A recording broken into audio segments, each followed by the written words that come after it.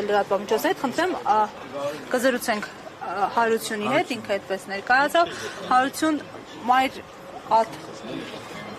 Մայր Աթոռի հայ առաքելական եկեղեցու հետևորդ եք եւ այսօր ինչու եք այստեղ։ Ես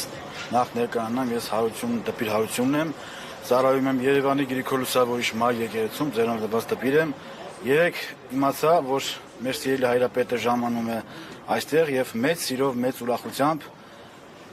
ցանկացա ներկա գտնվել այստեղ եւ մեր բոլոր հավատացյալները նույնպես ուրախացան, որպեսզի ներկա գտնվեն այստեղ։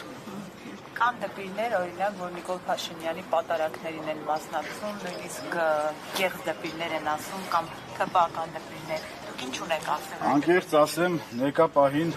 իշխանությանը չհաջողվեց բռնի ուժով վեհարանը ցերել եւ չի հաջողվի եւ շատ խորամանկ քայլ արեց, պարապտություն եւ խռովություն սերմանեց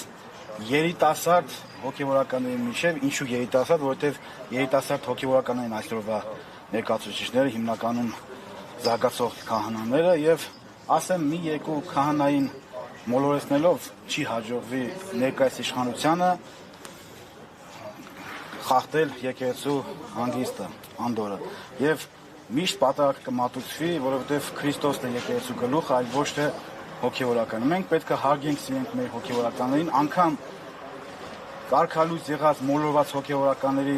առումով չպետք է մենք ուրախանանք, մենք այլ պետք է աղոթենք, որպես իրանք սխալ ուղուց դարձի գան եւ ընտրեն ճիշտ ուղին, եւ ովքեր որ այսօր անցել են իշխանության կողմը, Աստված նրանց պահապան, եկեղեցու հավատացյալը պետք է միշտ բարին կամենա բոլորին, չպետք է մեր առօրյա ժարգոնով ասած քլնգի տվյալ հոգեվորականին վայ տեսեք անցավ էս ինչի կողմը ոչ սխալ է արել պետք է աղոթենք Աստծուց խնդրենք որպեսզի դարձի գա ես այսպես եմ